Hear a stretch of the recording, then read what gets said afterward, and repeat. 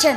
पितृवचन म्हणजे काय तर पुत्राने पित्याची सेवा करणं किंवा पित्याचं वचन पाळणं यालाच म्हणतात पितृवचन. मग पितृवचन. बरं तुम्ही म्हणता महाराज आई वडिलांची सेवा केल्यावर देव आपलासा होतो. तर हो, देव पण आपलासा होतो आणि देव आपले जे नाही ते कामं करतो, म्हणजे अगदी खालच्या पात्रतेचे कामं करतो. मग आपण म्हणतो ना चोकोबरायच्या पत्नीचं बाळात पण देवानं केलं, चोकोबरायच्या पत्नीचं बाळात पण देवानं केलं, चोकोबरायच्या पत्नीचं बाळात पण देवानं केलं. पण का केलं तर याच्यासाठी आपण एक उदाहरण पाहू. करा भजन विठ्ठला.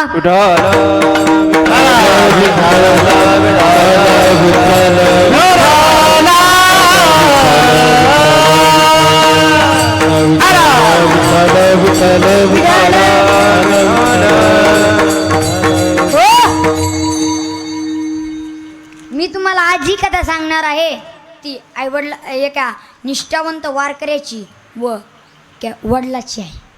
तुम्ही आजपर्यंत आईवडिलांच्या थोटांड कथा भरपूर ऐकल्या असतील, पण मी तुम्हाला आज जी कथा सांगणार आहे ती एकदम महत्त्वाची आहे.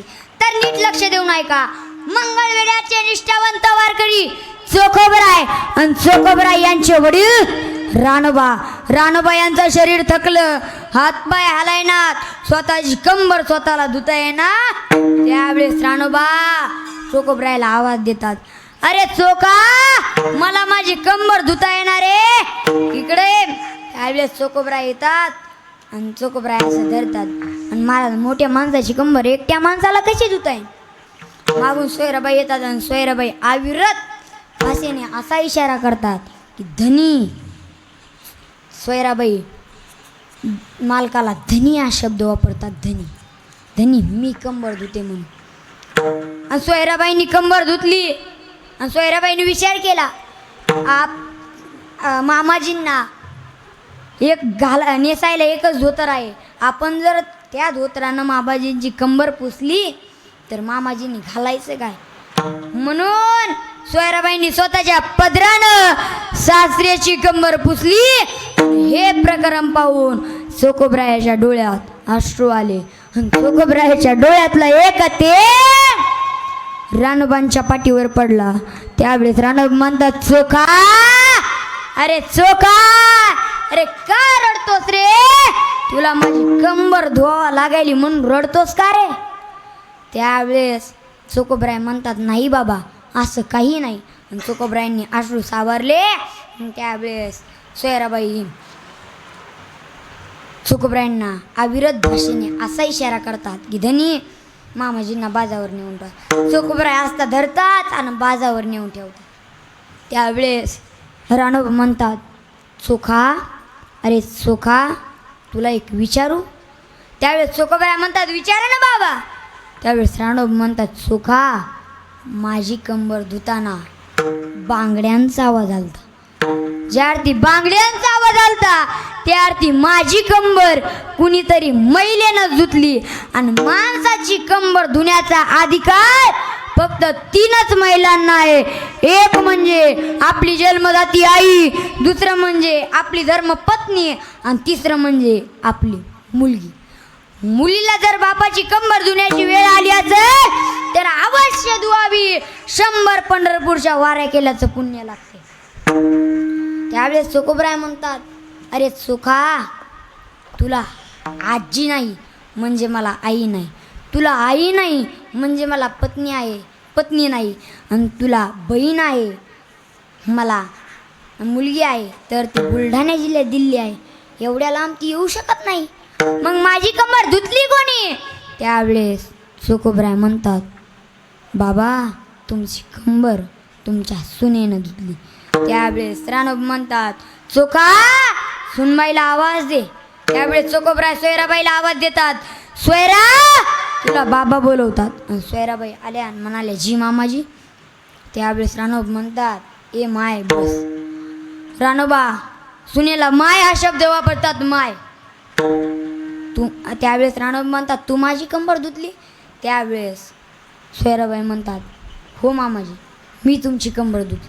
त्यावेळेस राणव म्हणतात, तुला माझी कंबर धुताना किळस नाही आली? एखाद्या मुलानं दुधाचा काला जर जास्त वेळ चिवडला तर तो दुधाचा काला त्याची जन्मदाती आई तो खात नाही, त्याची किळस करते. आणि माझी कंबर धुताना तुला किळस नाही आली? त्यावेळेस सोयराबाई म्हणतात, नाही मामाजी. त्यावेळेस राणव म्हणतात, कसं काय? त्यावेळेस सोयराबाई म्हणतात, मामाजी मामाजी, मी तुमची कंबर धुताना मी तुम्हाला सासऱ्याचं नातं धरलं नाही. मी तुमची कंबर धुताना मी सासऱ्याचं नातं धरलं नाही, तर मी तुमची कंबर धुताना मी तुम्हाला स्वतःचा बाप समजले आणि कंबर धुतली. आणि त्यावेळेस राणोबांच्या डोळ्यात खळ खळ खळ खळ अश्रू यायला लागले. आणि राणोबाचं वर पाहतात आणि राणोबा म्हणतात, अरे पांडुरंगा, जगात नंबर 1 ची सून दिलीच रे, पण ऐक देवा, ज्या सुनेनं माझं एवढ्या खालच्या पात्रतेचं काम केलंय, कधी जर वेळ पडली तर तुला सुद्धा माझ्या सुनेचं एवढ्या खालच्या पात्रतेचं काम करावं लागेल. चोखोबाची बहीण झाला शारंगारा, चोखोबाची बहीण झाला शारंगारा, चोखोबाची बहीण झाला शारंगारा.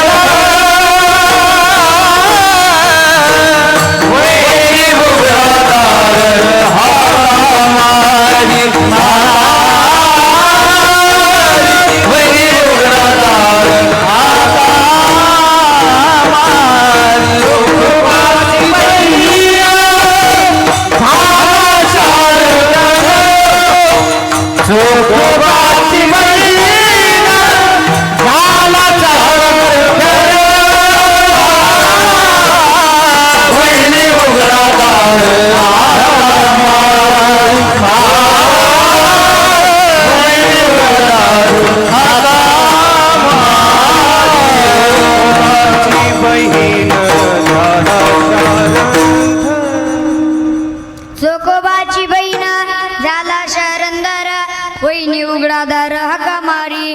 त्यावेळेस राणव म्हणतात, एवढंच नाही देवा, एवढंच नाही, तर ज्या सुनेनं ज्या पदरानं माझी कंबर पुसली तो पदर तुला डोक्यावर घ्यावा लागल. म्हणून जगाचा बाप 27 दिवस लुगडं नेसून चोखोबरायाच्या घरी राहिला.